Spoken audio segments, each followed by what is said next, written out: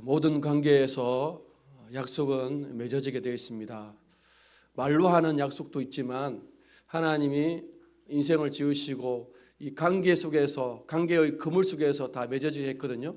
그래서 관계는 나름의 서로에 대한, 물론 말 없는 어떤 약속이 있습니다. 그걸 우리가 태어날 때부터 그거를 배우게 되죠. 부모와의 관계 속에서, 그 다음에 형제의 관계 속에서, 형제가 또 형이 아우가 또 아버지가 자녀가 어떻게 될지 배운 적은 없지만 경험하면서 그걸 지키게 되어 있어요. 모든 관계에서는 약속이 이루어지게 되어 있습니다. 그럴 때 그 모든 관계는 편해지고 화목된 관계가 되고 그 관계의 복을 누리게 돼요. 지금 우리가 그 관계의 복을 누리지 못하고 있다는 것은 달리 말하면 그 관계 속에서 주어진 서로에 대한 약속을 지키고 있지 못하기 때문에 힘들고 어려운 것입니다. 모든 사회도 마찬가지죠. 모든 조직과 집단, 공동체가 서로에 대한 약속, 관계에서 주어지는 약속들을 지키지 못했을 때 이 사회나 그 공동체와 조직은 힘들고 어렵게 되는 것입니다. 수많은 약속들이 있고 수많은 결심들이 있지만 가장 중요한 약속은 바로 하나님이 주시는 약속입니다. 하나님이 주신 약속은 내가 너를 구원하겠다. 하나님이 수많은 약속을 하죠. 그런데 하나님의 약속에 담겨진 가장 중요한 의미는 내가 너를 구원하겠다. 이 약속이 가장 소중한 약속이고 그 약속을 하나님께서 지키고 있습니다. 우리 인생을 통해서 하나님의 구원의 약속이 지켜지고 있음을 우리는 깨닫게 됩니다. 너무나 놀라운 고백입니다. 오늘 본문을 보면 하나님을 향하여서 어떤 사람이 약속을 하거나 서원을 하면 반드시 그것을 지키도록 되어 있습니다. 하나님을 향하여서 약속을 하면, 결심을 하면 반드시 지키도록 하나님께서 허락하셨습니다. 지키지 않으면 그 관계가 다 깨어지거든요. 그래서 모든 관계 속에서 이 약속들은 이행해야 되고 지켜내야 됩니다. 여러분 지켜내고 있습니까? 하나님을 향한 여러분의 약속들을. 여러분 하나님을 향해서 언제 약속합니까? 하나님을 향한 약속들 여러분들이 거의 못하고 있고 또 안 하고 있죠.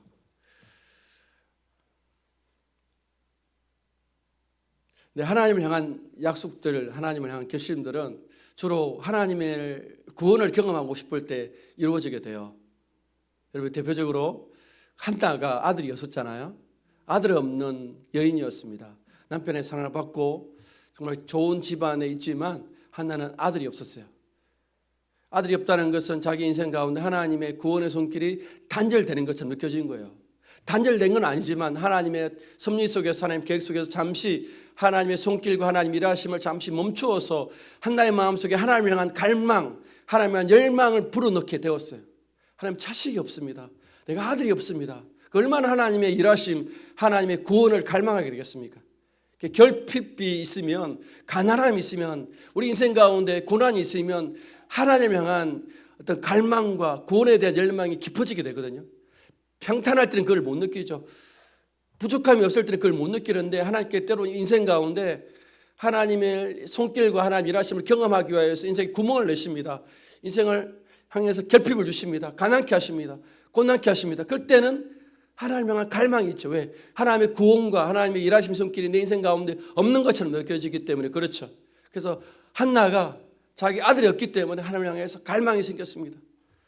해막이 가가지고 성막에 가가지고 울면서 기도했죠. 말을 할 수가 없는 거예요. 여러분 기도도 말할 수 있는 기도가 있고 말할 수 없는 기도가 있어요. 말할 수 있는 기도는 뭔가 나름 남들이 들어도 상관없는 기도가 있어요. 그런데 남들이 들으면 아니면 남들 앞에 말할 수 없는 기도가 있어요. 그럴 때는 예배당에 나오고 기도의 자리에 나와서 그냥 의자에 앉아만 있는 거죠. 한숨만 내거나 마음에 신음만 낼 뿐이에요. 한나는 그런 마음으로 하나님 앞에 서 있는 거예요. 여러분 결혼한 아내에게, 결혼한 사람 여인에게 자식이 없다는 것은 큰 고통입니다. 고통입니다. 요즘은 다 현대인들은 무엇이 없는 데 대한 고통을 느끼죠. 돈이 없는 것에 대한 고통을 느낍니다. 참, 돈 문제는 평생의 우리의 숙제고 믿음의 여정에서 참 평생에 싸워야 될 중요한 기도 제목이고 넘어야 될 장애물인데 돈이 없다는 건 참 어렵고 힘든 문제입니다. 쉬운 문제는 아닙니다. 얼마 전에 동네를 좀 산책하면서 동네 다니는 아줌마 한 명을 만났는데 뭐 순봉교회를 다닌다고 해가지고 그렇게 알고 있어요. 오랜만에 그 아줌마가 만나가지고 그냥 인사만 나눴는데 자기 이제 헬스장 간다면서 제가 목사인 걸 아니까요. 이런저런 이야기를 하더라고요. 핵심은 그거예요. 자기 이제 집이 요 앞에 보면 연희맨션인가 지분 많은 그 연립 이제 빌라에 살고 있는데 그러니까 이제 뭐 돈이 없는 거죠. 그래서 희망은 재건축을 해가지고 지분이 많으니까 집도 없고 또 약간의 돈도 얻는 목적으로 그렇게 숨어있는데 그 재건축이 잘 안 됐나 봐요. 그래서 안 되는 이유들 설명하면서 요즘 집값이 다 똥값이라면서 괴로운 이야기하면서 동네 골목마다 이 건물은 누구 집인데 돈을 얼마나 벌었더라, 이거는 누구 집인데 팔고 나갔더라 하면서 죄다 돈 이야기예요. 그래서 내가 마지막에 그래도 예수님 잘 믿으시면 되죠라고 하는데 예수님 잘 믿으시라고 이야기했는데 목사님 무슨 말씀하시냐고요. 목사님도 돈이 있어야 되고 교회도 돈이 있어야 된다고. 돈 없으면 목사님도 할 수 없고 돈도 없으면 교회도 이럴 수 없다고 그렇게 이야기하더라고요. 예, 다 돈이 주저예요. 여러분도 동의하시죠? 돈이 없으면 목사도 못하고 돈이 없으면 교회도 못한대요. 그러니까 돈이 최고라는 거죠.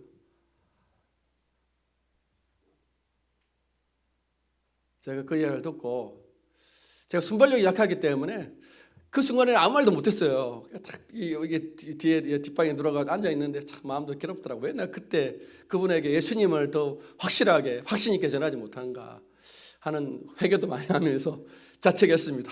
내가 왜 이럴까? 그 순간에는 아무 생각이 안 나더라고요. 아마 저도 그래 돈이 최고인가 생각하는 동조한 마음이 있은지도 몰라요. 다 이 골목에서 이 암흑의 집, 암흑의 뭐 저 근사님이 진 이 빌딩인데 돈 많은 근사님은 이분은 사모님이나 부르더라고요. 돈 많은 근사님은 사모님이 이 건물 빌딩인데 얼마 팔더라, 돈 부자다. 하여튼 그런 얘기를 들었습니다. 한나는 뭐예요? 자식이 없어서 하나님을 향해서 마음이 아프죠. 하나님의 구원을 경험하고 싶은 거예요. 그래서 어떻게 기도합니까? 저라는 서원 기도를 하는 거죠. 서원 기도. 하나님을 향해 약속을 합니다. 만약 하나님께서 나에게 아들 허락하시면 어떻게 하겠다는 거예요? 하나님께 드리겠다. 그러니까 서원 기도가 왜 중요하냐면요, 하나님의 구원을 경험하기 위해서, 하나님 일하심을 경험하기 위해서 우리가 무엇을 드려야 될지를 분명하게 한나가 아는 거예요. 하나님의 구원을 경험하기 위해서, 하나님 일하심을 경험하기 위해서는 우리가 뭘 드려야 되는 거예요? 그렇죠. 전부를 드려야 되는 거죠. 그걸 한나가 아는 거예요. 보통 우리가 서원 기도할 때, 보통 서원 기도를 하면 어떤 기도를 말하는 거예요? 여러분, 보통 우리 서원을 했다고, 내가 서원을 했다든지 아니면 우리 자녀를 서원을 시켰다면, 그죠? 꼭 지켜야 될 것보다 더 중요한 뭐예요? 대부분은 우리 자녀를 목회자로 또 아니면 선교사로 하겠다는 것이 서원 기도예요. 그렇죠? 다른 좋은 기도가 있죠. 다른 기도가 우리 집을 하나님께 드리겠다는 기도는 제가 별로 못 봤어요. 대부분 서원 기도는 내가 아니면 내 자녀를 하나님께 드리겠습니다 하는 이 기도가 서원 기도인 거죠. 다른 기도, 하나님을 향한 약속과 헌신의 고백들이 많은데 우리가 알고 있는 서원은 뭐예요? 자녀를 하나님께 드리겠습니다. 왜 이렇게 기도하겠습니까? 아는 거죠. 하나님의 구원은 그냥 하나님의 구원은 우리가 무당에게 돈 100만 원 주고 좋은 점괘를 얻고 용한 점수를 얻는 차원이 아니라는 거예요.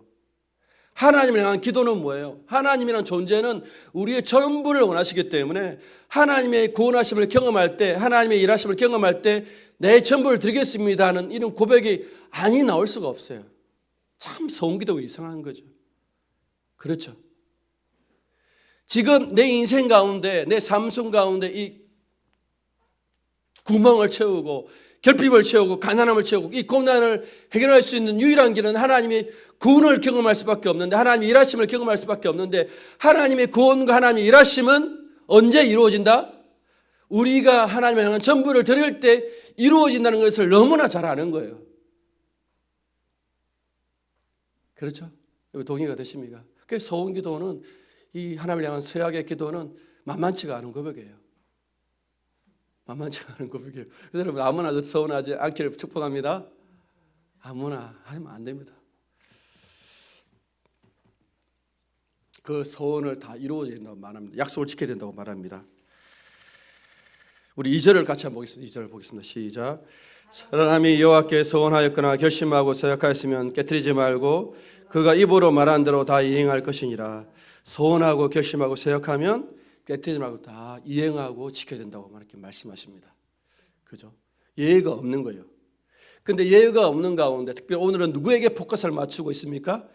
여자들이 같은 경우에 대해서 이야기해 줍니다. 두 종류의 여자들이 있습니다. 어떤 여자들이 있습니까? 총 세 종류가 있죠. 죄송합니다. 첫 번째 종류는 아직 결혼하지 않는 여인들이 하나님 향해서 서원과 서약과 결심했을 때 누가 동의하면 아직 결혼하지 않았습니다.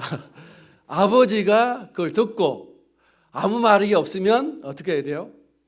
이거는 이행해야 돼요. 아버지가 이걸 듣고 그날에 듣고 내가 결심하고 서원하는 아버지가 듣고 아무 말이 없다는 것은 아버지가 동의를 하는 거예요. 허락을 해줍니다. 그러면 이 서원은 지켜야 돼요. 근데 아버지가 듣고 뭐예요? 안 된다고 말하면 어떻게 해요? 그 서원과 약속을 안 지켜야 돼요. 무효가 되는 거예요. 여러분 이해하시겠습니까? 그 다음에 결혼한 아내는 어떻게 돼요? 서원하고 시작했을 때 남편이 듣고 아무 말 없으면 해야 되고 남편이 듣고 안 된다고 말하면 안 되는 거예요. 근데 그 시간이 언제 돼요? 그 서원한 날로부터 일주일? 며칠 내로? 당일 아니면 그 다음 날이에요. 당일 그 다음 날이 그날 아니면 그 다음 날이에요. 그 다음 날 해야 돼요. 그런데 그 시간이 지나면 어떻게 돼요? 15절 보겠습니다. 15절. 15절 시작. 그러나 그의 남편이 들은 지 얼마 후에 그것을 무효하게 하면 그가 아내의 죄를 담당할 것이니라. 남편이 듣고 그날에는 그 남들 아무렇다가 좀 시간이 지났어요. 안 되겠다 싶어가지고 취소하면 어떻게 되는 거예요? 취소가 되는 것이 아니라 이제는 남편이 그걸 감당해야 되는 거예요. 그러니까 서원하고 약속할 때는 최소한 다음 날까지는 그것을 물을 수가 있고 아니면 지킬 수가 있습니다. 그런데 이제 세 번째 종류가 누구예요? 가부나 이혼한 사람들은 어떻게 해야 돼요? 하나님께 서원을 하고 서약을 하면 지켜야 됩니다. 왜? 아버지가 없고 남편이 있기 때문에 다 지켜야 돼요. 무조건 지켜야 돼요. 서원이라는 게 무섭습니다. 그러면 오늘 본문은 좀 이상하죠? 남자의 케이스는 없어요. 아들이나 결혼하지 않는 아들이나 결혼한 남편, 아버지의 경우는 없고 대부분 뭐예요? 케이스가 여자에 대한 케이스가 많아요. 하나님은 남자와 여자의 차이를 아시기 때문에 이렇게 하실까요? 남편은 큰 그림을 그릴 수 있는 사람이고 책임감 있는 사람이기 때문에 남편에 대해서는 아무 말이 없고 여자들은 소소하고 작은 일은 잘할 수 있지만 큰 일을 못하기 때문에 그 책임을 남편이나 아버지에게 미루려고 이렇게 할까요? 남녀의 차이 때문에 이렇게 할까요? 여러분 남자가 우등합니까? 여자가 우등합니까? 평등합니까? 평등. 제가 볼 때는 여자들이 더 우등한 것 같아요. 자라오면 남자는 별 쓸모가 없고 이 교회도 마찬가지예요. 전도는요 누가 해야 됩니까? 여자분들이 하셔야 돼요. 할렐루야. 남자가 못한다는 말이 아니라 남자가 하면 오해가 돼요. 남자는 누구에게만 됩니까? 남자에게만 할 수 있어요. 여자분들은 뭐예요? 다 할 수 있어요. 왜? 여자분들은 문제가 없어요. 남자가 어린 학생들이 하거나 여자들이 하면 오해를 불러일으키고 요즘은 성희롱이라는 것들이 많잖아요. 문제가 되어서 힘들어요. 저도 혼자 가서 힘들어요. 충분할 때는 혼자 했는데 이제 정신 차려보니까 혼자 하는 게 위험해서 사모를 데리고 가잖아요. 사모가 없으면 저는 아무것도 못합니다. 사모는 좀 붙여 있어야 돼요. 남자들은요 소용이 없어요. 여자 말 잘 들으시기 바랍니다. 남자분들 아무도 하면 안 하시네. 물론 남자 훌륭하죠. 큰 결정들은 그래도 남편이 해주고 아버지가 해주면 좋다. 이런 걸 의미하려고, 이런 걸 말씀하려고 할까요? 그렇지 않죠. 성경을 보면요, 여자분들이 더 이대할 때 굉장히 많이 있어요. 여자분들이. 여러분 잘 아시는 기생 라합은 자기 가족들 다 구원하잖아요. 그 여리고성이 멸망당하는 처음에 유일하게 살아남는 가족은 기생 라합의 집안인데, 라합 혼자만 살아남은 게 아니에요. 그 한 사람의 믿음을 통해서 그의 가족 전체가 살아남은 거예요. 여인이 얼마나 귀하고 중요해요. 여러분 룻을 보십시오. 룻이 그 멸망한 어쩌면 나오미의 집안을 일으키잖아요. 너무너무 놀라워. 성경은 남자가 우등하고 능력이 많고 여자가 약하고 이런 걸 말해주고 있지 않습니다. 그리고 사사 드보라 보십시오. 드보라는 여자 사사잖아요. 그래서 여자 사사가 이렇게 아마 이 전쟁에서 힘을 쓸 수 없었지만 이 전쟁을 전체 판가름, 전체 전술과 계획들을 할 수 있는 인물이 이 드보라라는 사사였습니다. 그래서 사사가 옆에 있는 이제 사람을 공격해 오니까 누구를 불러서 전쟁터에 보내냐면 바락이라는 지휘관을 불러서 전쟁터에 보냅니다. 바락이라는 아주 뛰어난 용사를 불러서 네가 이번에 나가면 하나님의 승리를 경험할 수 있다고 말하는데, 이 바락이라는 장수가 어떻게 합니까? 나갑니까? 못 나갑니까? 안 나갑니다. 조건을 들죠. 당신이 함께 하지 않으면 안 나가겠다는 거예요. 여러분 전쟁터에서 여인이 무슨 소용이 있습니까? 아무 소용 없잖아요. 그런데 이 발락이라는 장수가 누가 안 가면, 드보라 당신이 안 가면 내가 안 가겠습니다. 그러니까 드보라가 말하죠. 이번 전쟁에서 영광은 네가 받는다. 네가 못 받는다. 네가 못 받는다. 네가 전쟁에서 승리할지 몰라지만 이번 전투에서 승리와 영광은 누가 받는다? 네가 받는 것이 아니라 여인이 받겠다고 이야기합니다. 그 여인이 누구냐면 그 적군의 장수가 시스라가 도망을 가요. 피해가 도망가는데 누구 집에 도망가냐면 야엘이라는 집에 도망가요. 야엘은 아마 그 겐족속의 후예, 이렇게 모세의 장인이 있죠. 모세의 장인, 그 미디안족이 하는 부족이었던 그 부족의 일원인 것 같아요. 그 야엘이라는 여인이 자기 집에 시스라는 장군이 도망쳐 와요. 이 야엘이 어떻게 합니까? 따뜻한 우유로 먹이고 잠을 자게 한 이후에 장막 말뚝을 가져가지고 내리간자에 바로 박아가지고 죽입니다. 이게 누가 났습니까? 그래서 그 전쟁에서 영광은 누가 얻습니까? 이 이름 없는 게 아니라 야엘이라는 여인이 받게 돼요. 여러분 아무리 뛰어난 다윗 시대 보면 다윗이 정말 기가 막힌 하나님의 전술과 방법으로 전쟁에 승리하지만 결정적일 때 다윗도 이제 혈기가 있고 해서 자기가 이제 도망다닐 때 이제 그 어떤 목장 광야에 있는 양떼를 지키는 그 나발의 집안을 돕거든요. 그래서 나발이 이제 나중에 추수할 때, 양떼 추수는 양떼 털을 깎는 때가 양떼 추수할 때예요. 추수할 때는 우리가 그래도 너희를 지켰던 그 공로를 좀 달라 해가지고 자기의 그 심부름꾼을 보냅니다. 그런데 나발이 다윗이 보낸 그 심부름꾼을 모욕을 줬잖아요. 모욕을 줬습니다. 그래서 그 소식을 듣고 자기의 명예가 실추되었기 때문에 다윗이 이 나발을 죽이려고 자기 그 동료들을 이끌고 쳐들어옵니다. 그 소식을 나고 누가 나오냐면 그 나발의 아내였던 아비가일이라는 여인이 나와가지고 다윗을 막았습니다. 막았으면서 하는 말이 뭐냐면 왜 섣불리 행동해가지고 당신의 이 감정대로 해가려고 하십니까? 그러면 당신의 손에 피만 묻힙니다. 참으시고 하나님께서 당신을 그 물맷돌로 골리앗을 싸워 넘기던 것처럼 하나님은 당신을 그 어린아이를 그 싸개 아래 품으시는 것처럼 품으시니까 당신이 행하지 마십시오라고 그 아비가일이라는 여인이 다윗의 마음을 어루만지면서 하나님의 지혜, 하나님의 구원의 계획들을 알려줍니다. 그래서 다윗이 직접 나가지 않고 하지 않아요. 그때 등장한 여인이 아비가일입니다. 그러니까 아비가일이 자기 집안을 살려내죠. 자기 집안, 그 불량한 자기 남편도 살려냅니다. 근데 하나님은 나중에 나발을 일주일 후에 죽게 만드셨죠. 이렇게 보면 누가 더 뛰어납니까? 여자분들이 더 뛰어난 것 같아요.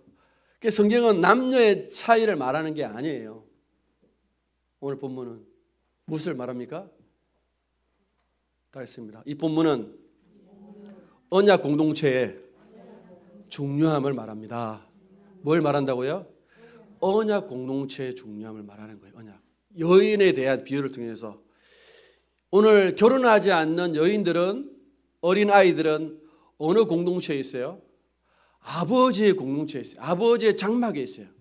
그래서 그 공동체 아래에 있는 어린 여인들의 모든 결정과 행동과 책임을 누가 감당하는 거예요? 어린애가 감당하는 것이 아니라 그 가족의 가장인 아버지가 책임지게 돼 있어요. 아버지. 왜? 그 아버지가 언약의 공동체. 언약의 공동체란 말은 쉽게 가족이란 거예요. 가족. 가족이 하나님이 정한 언약의 공동체거든요. 그 가족의 가장의 역할은 아버지가 감당하고 결혼한 아내는 그 역할을 남편이 감당하게 돼요. 그런데 가부나 이혼한 여인들은 그 언약의 공동체에 책임질 수 있는 사람이 자기밖에 없는 거예요. 그래서 그 가부가 한 결심과 이혼한 사람이 한 서원과 서약은 자기가 지키게 만든 것입니다. 언약의 공동체가 얼마나 소중한지를 보여주고 있습니다. 그 책임을 다 누가 진다는 거예요? 아버지가 지고 남편이 진다는 거예요. 언약의 공동체의 책임을 아버지가 지고 남편이 책임지게 되어 있다는 거예요. 그 여인의 서원을 듣고 그 아버지가, 남편이 판단을 하는 거죠. 이게 지킬 수 있는 서원이다, 그렇지 않은 서원이다. 여러분, 지킬 수 있는 서원이 그래 별로 안 돼요. 여러분 잘 아는 사사시대에 입다라는 사사가 있잖아요. 입다가 말을 잘했습니다. 굉장히 말을 잘하는 사람이에요. 이번에도 자기 또 외적들을 싸워 이기면서 입다가 어떤 서원을 했습니까? 이번에 전쟁에서 승리를 하게 하시면, 하나님 이기게 하시면 뭘 드리겠다? 나를 환영하러 오는 우리 집안의 첫 사람을 바치겠다 말하는 거예요. 그러니까 입다는 제가 자기 전쟁에서 돌아오면 제일 먼저 누가 자기를 환영해 주겠습니까? 노예들이나 종들이 제일 먼저 환영한다고 생각하는지도 몰라요. 그 노예들이 중에서, 또는 종들 중에서 한 명을 제일 먼저 나오면 하나님께 드리겠습니다. 이번에 저희 승리케 하시면, 이기게 해주시면 내가 그렇게 하겠습니다라고 말했는데 누가 제일 먼저 나와요? 딸이 먼저 잘 나옵니다. 딸이 먼저 나와요. 그게 서원과 이 서약이 정말 어렵고 힘든 부분이에요. 그 딸을 어쩔 수 없이 하나님께 드릴 수밖에 없잖아요. 왜 만만치가 않습니다, 여러분. 그 판별과 그 모든 내용들 누가 결정한다? 아버지가 결정한다. 남편이 결정한다. 왜? 그 사람이 언약의 공동체의 책임이고 가장이니까 그렇습니다. 그래서 그 날짜를 지나면 그 지난 책임도 뭐예요? 이제 누가 짐작합니까? 여인이 담당하는 것이 아니라 이제 남편이 그걸 감당하게 되는 거예요. 남편이 아내의 죄를 감당하게 되어 있어요. 왜? 이 문제는 아내의 문제가 아니라 남편의 문제요, 아버지의 문제라고 말씀합니다.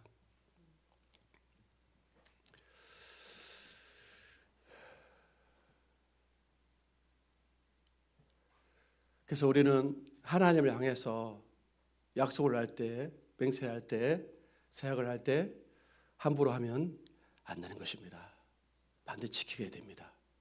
지켜야 됩니다.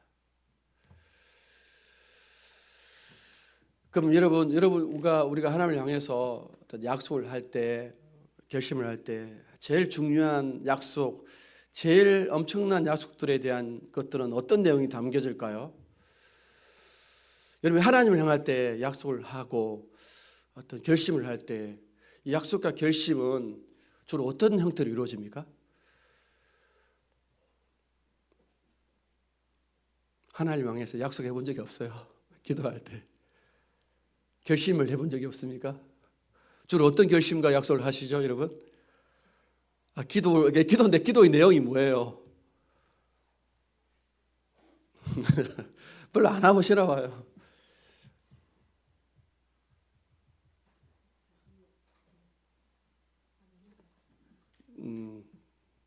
여러분이 하나님을 향할 때 이렇게 어렵게 생각하지 말고 쉽게 생각하세요. 하나님이 여러분에게 원하시는 말씀과 계명이 있잖아요. 바로 모든 언약 관계에는 그 언약의 관계 속에서 해야 될 약속이 있습니다. 약속들이 있어요. 이걸 내가 지키겠다는 거예요. 원래 해야 하는데 더 확실하게 말을 하는 거예요. 원래 해야 되는데 더 확실하게 말하겠다는 거예요. 왜? 우리가 못 지키고 안 지키니까. 내가 지키고 못 지키니까 약속을 하는 거예요. 서원하라는 거 반드시 지키겠습니다. 여러분과 제가 주로 하나님 향해서 행하는 모든 약속들은 다른 것이 아니라 우리가 마땅히 해야 될 말씀이에요. 해야 될 약속이고 해야 될 그런 말씀들, 계명들이에요. 쉽게 말해 십계명이고 하나님 향한 사랑의 고백이고 이웃에 대한 사랑의 고백들을 우리가 하는 거예요. 왜? 우리가 못 지키니까. 못 지키니까 마지막으로 어떤 서원의 형식으로, 서약의 형식으로 이것을 지키려고 하나님께 다짐하는 거예요. 할렐루야. 그렇지 않고 약속할 수도 있죠. 다르게 표현하면 쉽게 말해 하나님 내가 다시 수많은 약속들이 있죠. 수많은 약속들이 있지만 가장 어려운 약속들이 뭡니까? 가장 힘든 약속이 무엇입니까? 하나님 내가 다시는 죄를 범하겠다 안 범하겠다? 안 범하겠다는 게 가장 중요한 약속이고 힘든 약속이에요. 여러분 지킬 수 있는 약속들은 어려운 게 아니죠. 지킬 수 있는 것들은 약속하지 않습니다. 행하면 돼요. 그런데 보통 지키기 어려운 것들을 여러분들이 하나님께 약속하잖아요. 그런데 약속의 핵심이 뭐냐면 내가 이제 죄를 안 지켰다는 거예요. 다시는 죄를 안 지켰다는 거예요. 그렇죠? 그렇지 않습니까? 하나님과 우리 사이에 있는 언약의 모든 관계에 하나님의 의무, 계명, 말씀들 우리가 지켜내야 되는데 지켜낼 때 하나님 복이 이루어지게 돼요. 다른 의미로 우리가 하나님께 무릎 꿇고 하나님께 절벽하고 믿음 것을 다짐할 때 하나님 복이 우리 가운데 임하게 돼요. 근데 그 복을 방해하는 게 우리의 불순종과 우리의 불신과 우리의 죄악이거든요. 그래서 우리가 하나님 향한 약속들 가운데 대부분은 다시는 내가 이런 죄를 안 범하겠다. 내가 죄를 안 짓겠다는 고백들이 많아요. 그렇죠? 여러분들은 안 하시나 봐. 여러분 약속을 잘 지키시니까. 약속을 잘 지키는 분들은 잘 지키시기를 축복합니다. 약속을 못 지키는 분들은 대부분 하나님 내가 죄를 범하지 않겠다라고 결심하고 약속하는 거예요. 근데 그 약속들 우리가 지킬 수가 있습니까? 지킬 수 없어요. 지키지 못해요. 그러면 오늘 이 본문에 등장했던 여인들은 누구를 예표하고 누구를 보여주냐면 이스라엘 민족을 보여주는 것이고 더 나아가 교회 공동체를 보여주는 거예요. 오늘 성경 이야기는 여인들에 대해서 이야기해주고 싶은 것이 아니라 이 여인들이 누구다라는 거예요? 여인들이 바로 우리라는 거예요. 할렐루야. 우리가 누구의 공동체에 참여했다? 아버지의 공동체에 있고 남편의 공동체에 있음을 하나님께서 우리 가운데 알려주는 거예요. 그러니까 너희가 서원하고 약속하고 하나님을 향해서 결심을 하면 그 결심을 누가 다 보고 있다? 아버지가 보고 있고 남편이 보고 있어서 남편의 허락 속에서 모든 것들이 이루어진다. 그 모든 책임들을 누가 지고 있다? 너희가 지는 것이 아니라 너희의 아버지가 지고 있고 너희 남편이 질 것이다라는 것들을 가르쳐 주는 거예요. 할렐루야. 그래서 여러분들 예수님이 오실 때 예수님이 오셔서 하나님으로 오신 예수님께서 제일 먼저 자기의 공생의 사역을 시작할 때 여러 가지 많은 장면들이 있지만 가장 중요한 장면이 40일 동안 광야에서 시험 받는 내용이잖아요. 예수님이 굳이 40일 동안 시험 받을 이유가 없어요. 사단에게 세 가지 시험을 받을 이유가 없어요. 그런데 예수님이 왜 40일 동안 광야에서 40일 동안 사단에게 시험을 받죠? 왜 그런 장면이 성경에 기록되어 있죠? 이 신약의 이야기, 예수님의 이야기는 우연하게 주어지는 것이 아니에요. 이것은 다 구약에 있는 문맥 속에서 함께 어울려서 보아야 되는데 여러분 40년의 인생 가운데 40년의 광야에서 누가 하나님의 약속들을 지키는 데 실패했습니까? 이스라엘 민족이 실패했죠. 물론 이스라엘 민족은 40년입니다. 예수님은 40일이죠. 예수님에게 40일은 이스라엘 민족의 40년보다 더 강력한 숫자예요. 그러니까 예수님은 실패한 아담의 자리, 실패한 이스라엘 민족의 자리에 오셨다는 걸 보여주고 싶은 거예요. 아담은 실패했습니다. 이스라엘 민족 실패했습니다. 그런데 예수님은 뭐예요? 그 시험에서 이기잖아요. 승리잖아요. 왜? 예수님은 누구로 오셨기 때문에 오늘 언약 공동체의 아버지로 오시고 언약 공동체의 무엇으로 남편으로 오셨기 때문에 실패한 아담, 실패한 이스라엘 민족의 그 연약함과 잘못을 예수님이 다 갚아내고 성취해버리잖아요. 할렐루야. 다들 감이 안 오시죠? 오늘 본문에 등장했던 이 여인들이 다 누구라는 거예요? 우리라는 거예요.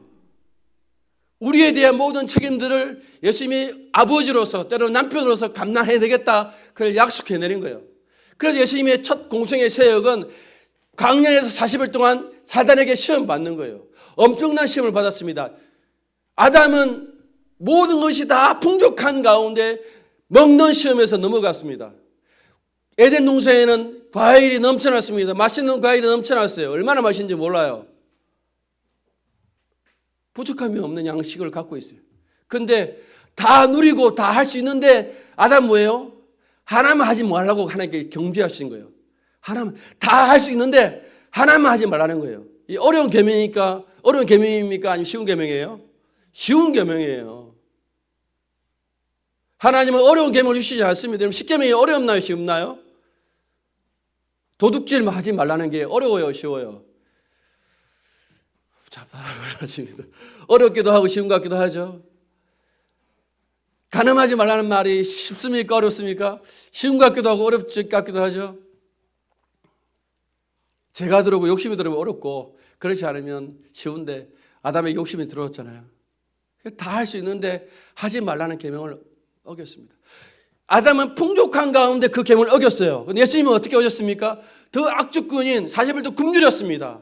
여러분 굶주려 보시면 얼마나 빵 한 조각을 먹고 싶은지 몰라요. 그런데 예수님은 그것을 이겨내시잖아요. 이스라엘 민족이 40년 동안 광야도에서 힘들고 어려운 시간을 보냈습니다. 예수님은 다 이겨내시잖아요. 왜? 예수님이 왜 그럴까요? 오늘 이 본문을 성취하기 위해서 그렇게 하신 거예요. 아니 이 본문뿐 아니라 구약에 있는 모든 하나님의 약속과 구원을 예수님은 성취하시기 위해서 오셨기 때문에 구약에 있는 모든 것들을 하나님은 이룰 수밖에 없어요.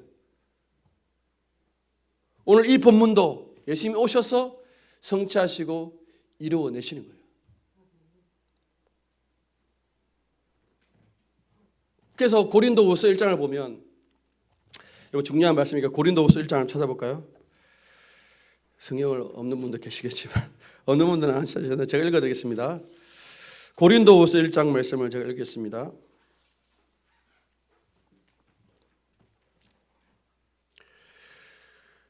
고린도후서 1장 19절 20절인데요. 20절만 읽어드리겠습니다. 하나님의 약속은 얼마든지 그리스도 안에서 예가 되니 그런즉 그로 말미암아 우리가 아멘하여 하나님께 영광을 돌리게 되느니라. 하나님의 약속은 얼마든지 그리스도 안에서 예가 되니 그런즉 그로 말미암아 우리가 아멘하여 하나님께 영광을 돌리게 되느니라. 하나님의 약속은 누구 안에서 다 예가 된다고요? 예수님 안에서 다 예가 된다는 거예요. 구약에 있는 수많은 약속들 다 어떻게 하겠다는 거예요? 하나님이 그리스도 안에서 우리에게 다 이루겠다는 거예요. 성취하겠다, 만들겠다는 거예요. 어찌 보면 우리가 가장 중요한 하나님을 향한 약속은 죄를 안 짓겠다는 약속이에요.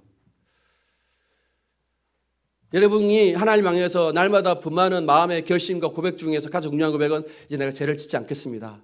다르면 내가 열심히 살겠습니다. 최선을 다해 살겠습니다. 이런 의미잖아요. 다 똑같아요. 여러분 하나님 향해서 어떤 고백을 합니까? 내가 새로운 아침을 주셨으니까 이 아침은 내가 열심히 살겠습니다. 성실하게 살겠습니다. 여러분 저녁에 그렇게 성실하게 사십니까? 하루하루 그렇게 여러분 성실하고 열심히 사십니까? 아무 대답이 없습니까? 이런 고백들을 한다는 거예요. 고백을 하는 거예요. 왜냐하면 관계라는 것들은 그 관계에서 의무 주어진 것들을 내가 열심히 하겠다는 거 할 수밖에 없어요. 못해서 그렇지. 감이 오십니까? 그래서 죄를 안 짓겠다. 열심히 살겠다. 하겠습니다. 최선을 다해 하겠습니다. 열심히 나가겠습니다. 그걸 고백을 하는 거예요. 약속을 지키는 거예요.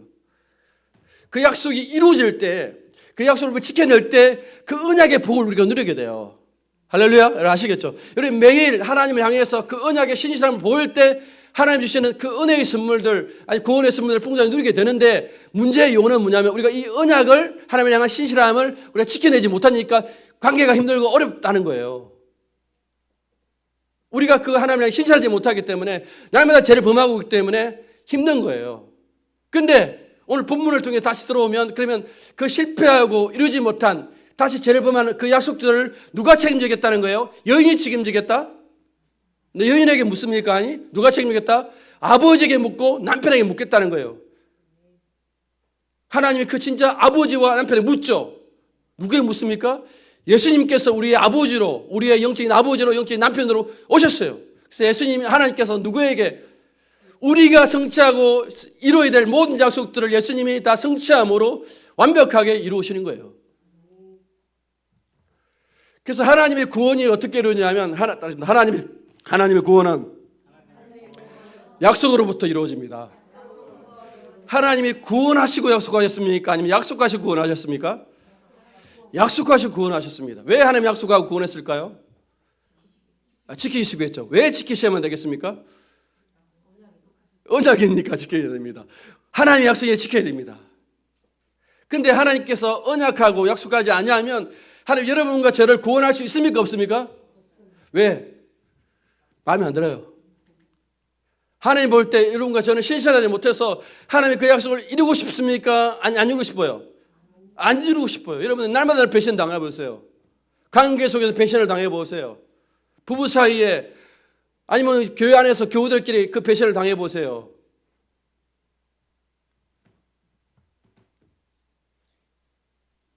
쉽지 않아요. 마음이 오고 가지 않아요. 하나님도 마찬가지지 않겠습니까? 그래서 하나님께 어떻게 하셨습니까? 하나님 먼저 약속부터 하셨어요. 약속. 왜 내가 지켜보고 이 사람 인생을 지켜보고 하면 구원하고 싶다, 구원하지 않고 싶다?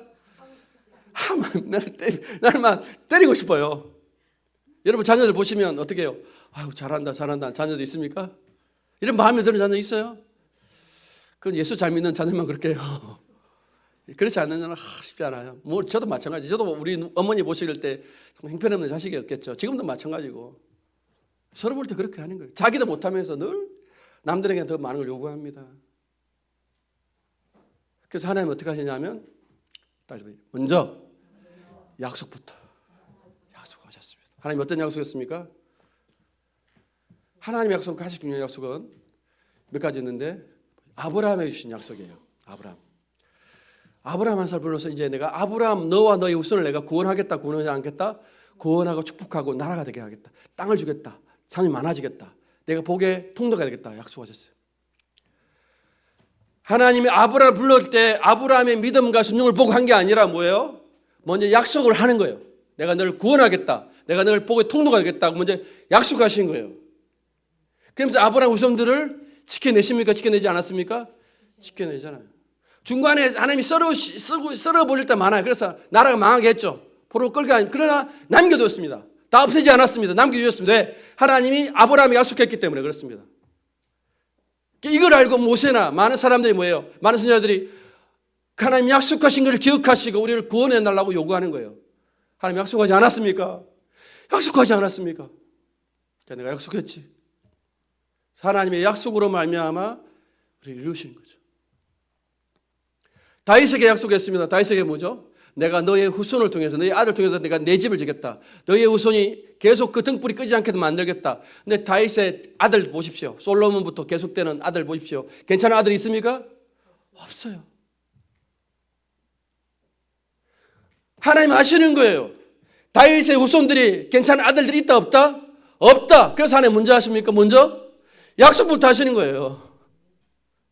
여러분과 저는 오늘 여인들처럼 소원과 약속을 행할 수 있습니까? 없습니까?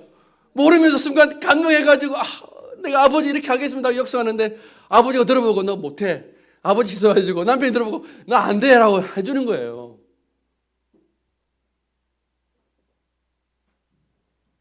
하나님 아버지는 약속을 이루십니다. 그래서 그 아브라함에 대한 약속, 다윗의 약속은 누구에 대한 약속이냐면 예수님에 대한, 내가 아브라함 다윗의 후손 오신 예수님을 통해서 내가 이 모든 약속을 내가 이루겠다. 예수님이 우리의 남편으로 우리 아버지로 오신 거예요. 할렐루야. 그래서 여러분 십계명을 다시 보면 이 십계명의 첫 계명, 하나님이 우리에게 주신 모든 이 계명은 이제 아담에게는 선악을 알게 하는 나무 열매를 먹지 말라는 계명이었고, 나머지 계명은 뭐예요? 십계명으로 다 담겨져 있어요. 십계명을 줄이면 두 가지, 하나님 사랑, 이웃 사랑이 계명이에요. 십계명의 1계명이 뭐죠? 1계명이 뭡니까? 너는 나 외에는 다른 신을 섬기지 말라. 다 그 계명이 어떤 형태로 되어 있습니까?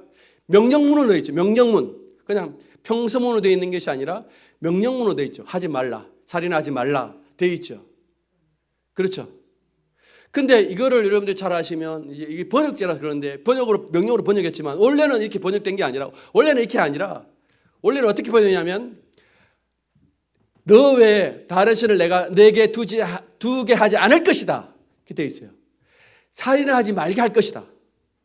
간음하지 말게 할 것이다 라고 되어 있다는 거예요. 영어로 shall be.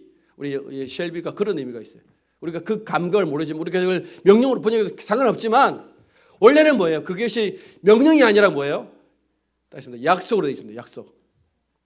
따르겠습니다. 십계명은 명령이 아니라 무엇이다? 약속이라는 거예요. 약속. 그거를 여러분 다니엘 기도에 그 안식교에서 나왔던 이 상구 박사님이 그걸 아시고 말씀하시는데 그걸 제가 그때 충격으로 듣었어요. 십계명이 명령이 아니라 약속이었구나. 그러니까 이 계명은 얼핏 보면 우리가 해야 될 명령으로 여기지만 하나님 뭐예요? 약속이라는 거예요. 내가 내 백성들을 구원해가지고 그들 곁에 다른 신을 내가 두지 하지 않겠다. 우상숭에 빠지지 않겠다는 하나님의 약속이 담겨져 있는 거예요. 하나님 그 약속을 지금도 지키시고 이루시는 거예요. 예수님 하나님 아버지는 반드시 여러분들을 구원해내십니다. 여러분이 어찌하든 상관없이. 때론 하나님은 여러분을 달래서 사탕을 주면서 여러분을 구원하십니다. 그럴 때 행복하죠. 그런데 우리는 완악한 인생이어서 사탕을 줘도 안 될 때는 어떻게 합니까? 때리기도 합니다. 때려서 여러분들을 그곳에서 건져내십니다. 구원해내십니다. 왜요? 하나님은 여러분들을 당신의 모습으로 초대했기 때문에 당신의 딸로 초대했고 당신의 아내로 우리를 초대했기 때문에 그 약속의 짐을 모두 누가 담당하십니까? 아버지, 남편이신 예수님이 감당해내십니다. 여러분 낙심하지 마십시오.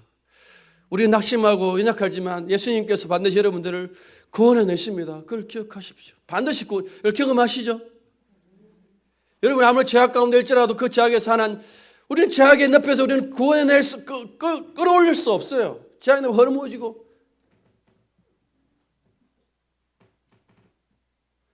여러분 중독 현상이 일어나잖아요. 마약에 중독되고 요즘 마약 중독 굉장히 많아요. 값싼 중국제 약으로 인해가지고 미국이 정말 거의 마비가 되고 샌프란시스코 필라델피아 가면요 마약을 맞아가지고 사람들이 길거리에서 엄청 나라요. 갈수록 세상이 더 힘들고 어려운데 저는 집이 하나도 없지만 그분 제가 말한 동네 그 아주머니는 자기 집 있잖아요. 집이 있어도 그렇게 해요. 돈에 대한 갈망을. 중독을 끊을 수 없어요. 중독은 끊을 수 없어요. 어차피 죄에 대한 중독도 우리가 끊어낼 수 없어요. 그런데 누가 끊어내십니까? 예수님이 반드시 끊어내겠다는 거예요. 끊어내겠다. 내가 책임지겠다. 심지어 우리가 지키지 못했던 그 약속조차도 누가 지켜내십니까? 예수님이 다 지켜내십니다. 그 제도 남편이 다 감당하는 거예요. 여러분 선지자 에스겔이나 예레미야 보면 계속 우리를 하나님 어떻게 부르십니까? 우리를 아내로 자꾸 부르십니다. 우리를 신부로 부르십니다. 아는 거죠 성경은. 오늘 본문을 마무리하면 오늘 본문은 여인은 큰 결심을 하지 못하고 그래서 남자에게 모든 걸 지키는 게 아니라 이 본문은 우리가 하나님의 약속을 지킬 수 없는 하나님께 신실하고 성실하게 살아야 될 우리가 그 약속을 지킬 수 없었기 때문에 그 약속을 누가 다 감당하겠다? 우리의 아버지이시고 우리의 남편 오실 예수님께서 다 감당하심으로 말미암아 약속들이 이루어지게 되게 하겠다는 거예요. 하나님 앞에서 우리의 약속이 예수님을 통해서 다 이루어져 십계명이 다 이루어짐으로 말미암아 구원이 완성되는 거예요. 여러분과 제가 신실함으로 구원이 완성되어져서 그 신실함의 구원을 여러분이 다 맛보게 되고 경험하게 되는 것입니다. 예수님 반드시 여러분들을 구원해내십니다. 우리는 어리석은 여인들처럼 여인이 어렵다고 말하는 게 아니에요. 이 여인 오늘 보면 여인은 누구의 이야기라고요? 우리 이야기예요. 이스라엘 이야기고 실패한 아담이 실패한 이스라엘이고 우리 이야기예요. 교회 이야기예요. 우리는 교회로서 이 약속을 지키지 못하지만 그럴 때마다 아버지의 역할, 남편의 역할을 예수님이 감당해 주셔서 그 약속들을 이루심으로 하나님의 구원이 여러분 삶 속에서 이루어지고 성취되게 하십니다. 구원은 전적 선물이에요. 그걸 너무나 많이 깨달아요. 여러분 오늘 제 설교 마음에 안 들면 여러분들이 오늘부터 결심하시고 다짐하십시오. 그 결심의 약속을 또 지키십시오. 날마다 최선을 다해 사십시오. 그렇게 살 축복합니다. 그런데 그 약속을 지키지 못할 때 낙심하지 마시고 누구에게 오십시오? 여러분 남편에게 오십시오. 여러분 아버지에게 오셔서 그 아버지 남편이 여러분의 약속들을 다 감당해 내십니다. 예수님이 구원해 내시더라고요. 예수님이 여러분의 약점들을 정확히 알고 있습니다. 여러분이 어디가 약한지 예수님은 다 아십니다. 할렐루야. 그 아셔서 반드시 예수님 여러분들 구원해 내십니다. 구원해 내십니다. 그 구원하심 날마다 경험하시는 우리가 되시기를 주님의 여러분 축복합니다. 하나님의 가장 소중한 약속이 무엇입니까? 내가 너를 반드시 구원해 내겠다는 거예요. 누구에게? 오늘 연약하고 어리석은 여인들 같은 우리에게 예수님이 하시겠다고 말씀하십니다. 우리 성찬하겠습니다. 찬송가 251장 부르겠습니다.